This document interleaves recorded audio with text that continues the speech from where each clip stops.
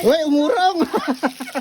Ito ang unang beses na nagluto at kumain ako ng itlog at etits ng baka o mas kilala sa tawag na bat and balls. Kadalasang luto na ginagawa dito yung tinatawag nila na soap number 5 pero dahil unang beses ko pa lamang ito nalulutuin kaya niluto ko na lamang ito sa sarili kong pamamaraan. Marami ang nagsasabi na masarap daw talaga itong ganitong private part ng baka lalo na dun sa tinatawag nila na soap number 5 kaya sumubok din akong umorder at hindi ko naman akalain na mahigit 5 kilo pala pag umorder ng buo nito kaya mahigit 1,000 rin ang binayaran ko. Nung una hindi ko talaga akalain na umaabot pala ng mahigit 5 kilo ang isang order nito kaya may kabigatan din talaga ang presyo pero dahil gusto ko talagang subukan inilaban ko kahit ako ay nasasaktan. Masyadong marami ito kung lulutuin ko na minsanan at hindi rin namin mauubos kahit pa dalawang ulaman kaya kinuha ko lamang muna dito itong pinakang betlog at etes niya at sinamahan ko na rin ng kaunting sebo. Para naman may kasamang kaunting balat isinama ko na rin pati itong pinakang balat ng betlog niya at sabay-sabay ko na rin itong inilaga na walang kasamang ibang rekado. Nung hindi pa ito napapakuluan parang ang lambot lamang kung titingnan dahil purong laman pero nung ito ay nainitan na parang tao din, tinigasan din. Pinakuluan ko muna ito ng unang beses para madaling gayatin at sa unang pagpapakulo ko na yun hindi ko ito nilagyan ng mga rekado o ibang pampalasa man laang dahil itatapon ko ang unang sabaw. Sunod na pagpapakulo ko dito nilagyan ko lamang ito ng tanglad at asin at inabot naman ako ng mahigit 4 na oras dito sa pagpapalambot nito dahil napakakunat talaga ng etits nito. Wala rin akong ibang gulay na ihalo dito kaya kinuhanan ko na lamang ito ng siling green o siling panigang para may berde man laang sa aking lulutuin. Matapos naman ang mahigit 4 na oras na pagpapakulo at pagpapalambot dito, hinango ko muna ito para gayatin naman na medyo maliliit. Sakto na para sa akin ang lambot nitong mga balat pero yung etits ay medyo makunat pa rin at medyo nagulat din ako dito sa kulay nitong betlog dahil napakadilaw pala talaga ng kulay nito. Magkabaliktad naman ang nangyari dito sa dalawa na ito dahil kung yung etits ay lumaki nung nainitan, yung betlog naman ay kumipis nung nakuluan. Ginayat ko lamang ito ng sakto lamang ang laki dahil yung etits ay medyo makunat pa at ang bala ko naman sanang luto dito ay sinampalukan o kaya naman ay inasiman dahil hindi ko alam lutuin kung paano yung tinatawag nila na soap number 5. Pero para damandama ang lasa, ginisa ko lamang ito sa sibuyas, bawang at luya. Saka ko naman inilagay yung pangalawang sabaw na pinaglagaan. Saka ko naman tinimplahan ng simpleng pampalasa lang, paminta, asin at kaunting magic sarap ayos na yan. Pinakulo ko lamang ito na maayos at hindi ko na rin dinagdagan ng sabaw. Kaya naman talab na talab talaga ang lasa ng sabaw nito. Medyo nakalimutan ko pang ilagay dito itong siling green pero pinahabol ko pa rin para kahit papaano ay makadagdag man laang ng pampabango. Saka naman namin hinusgahan ang lasa nito.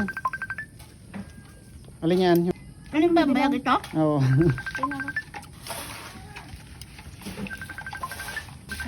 Hindi, masarap to. Yung malambot. Ano?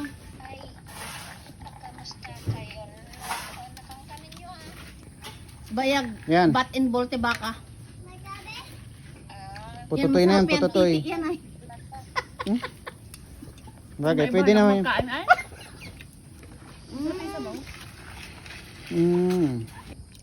Pati man dilaw? Saan atay no? Pin ko pala. Ayan, ako rin. Itong dilaw, ito na yung pinakang ano niya. Pinakang itlog. Malambot tapos yung balat niya ano, may pagkamalagkit ganun, may pagkamakunat. Tapos ito na yung pututoy. Para siyang litid ng baka. Baka. Oo. Yung pinakamatigas, ay yung matigas baga na ano. Parang ugat laman, ganun. Litid, basta litid yun yun. Itong balat naman, ito yung pinakang balat ng bayag. Itlog. Malambot. Tapos itong pinakamalambot. Yung pinakang egg niya. Pero masarap yung lasa. Pero para sa akin talaga, tutugma ito kapag kainasiman ng sampalok. Yun lang. Medyo napalat din lang yung timpla ko. Pero masarap naman siya.